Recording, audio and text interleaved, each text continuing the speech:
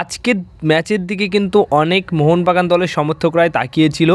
তো আজকে যে ম্যাচটা হয়েছে উড়িষ্যার এগেনস্টে ইস্টবেঙ্গল এফসি দলের, তো এই ম্যাচে অনেকেই চাইছিল যাতে করে উড়িষ্যাকে আটকে দেয় যেন ইস্টবেঙ্গল এফসি দল, মানে অন্তত ড্র করুক বা ইস্টবেঙ্গল এফসি দল উড়িষ্যা এফসি দলকে হারিয়ে দিক, এরকমটাই চেয়েছিল। বাট সেটা হয়নি, উল্টোটা হয়েছে। মানে উড়িষ্যা এফসি দল নিজেদের ঘরের মাঠে আরও একটি জয় তুলে নিল ইস্টবেঙ্গল এফসি দলের এগেনস্টে 2-1 গোলে। উড়িষ্যা এফসি দল এই ম্যাচ জেতার ফলেই তারা এখন লিগ টেবিলে 1 নম্বর পজিশনে আগেই ছিল এবং এখনও থাকছে।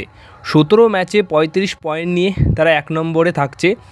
কিন্তু এখানে লিগ শিল্ড পাওয়ার জন্য মোহনবাগান দল যে লড়াইটা করছে 1 নম্বরে যাওয়ার জন্য, সেটার যে রাস্তা সেটা আরও একটু কঠিন হয়ে গেল। হ্যাঁ, বর্তমান সময়ে দাঁড়িয়ে উড়িষ্যা থেকে 2টো ম্যাচ কম খেলে 30 পয়েন্ট নিয়ে 3 নম্বরে রয়েছে। মানে 15 ম্যাচে 30 পয়েন্ট নিয়ে 3 নম্বরে রয়েছে মোহনবাগান দল এবং 5 পয়েন্ট পিছিয়ে রয়েছে উড়িষ্যা থেকে।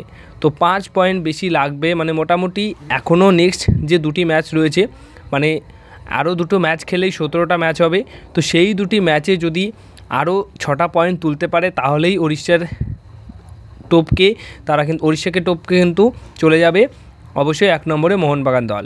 কিন্তু মোহনবাগান দলকে এটা ভাবলে হবে না, এটুকুও ভাবতে হবে যাতে করে উড়িষ্যা এফসি দলকে অন্য কোনো দল যেন হারিয়ে দেয়। তারা কিন্তু পয়েন্ট লুজ করলেই ততই কিন্তু মোহনবাগান দলের ভালো হবে। বাট তারা যত পয়েন্ট পাবে ততই কিন্তু মোহনবাগান দলের জন্য রাস্তাটা আরও কঠিন হবে, কারণ মোহনবাগান দলকেও কিন্তু ম্যাচ বাই ম্যাচ প্রত্যেকটা ম্যাচ জিতে উপরের দিকে যেতে হবে। তো ওই রাস্তাটাও কিন্তু কঠিন। তো সেই অনুযায়ী অবশ্যই মোহনবাগান দলকে কিন্তু প্রতিটা ম্যাচেই জিততে হবে। উড়িষ্যার দিকে তো নজর রাখতেই হচ্ছে, বাট উড়িষ্যা যেভাবে পয়েন্ট কালেক্ট করছে তেমন কিন্তু মোহনবাগান দলকেও কালেক্ট করতে হবে। আর আগামী 2টো ম্যাচে জিতলে হয়তো মোহনবাগান দল খুব তাড়াতাড়ি 1 নম্বর পজিশনে চলে আসবে।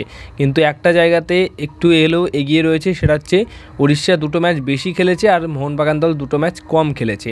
এটাই হচ্ছে ডিফারেন্স। তো দেখা যাক কী হয় শেষ অবধি। তো এই ছিল আজকের ভিডিও। অবশ্যই ভিডিওটা ভালো লেগে থাকলে ভিডিওতে লাইক করো, তোমাদের মতামত জানাও আর চ্যানেলটিকে সাবস্ক্রাইব করে নাও।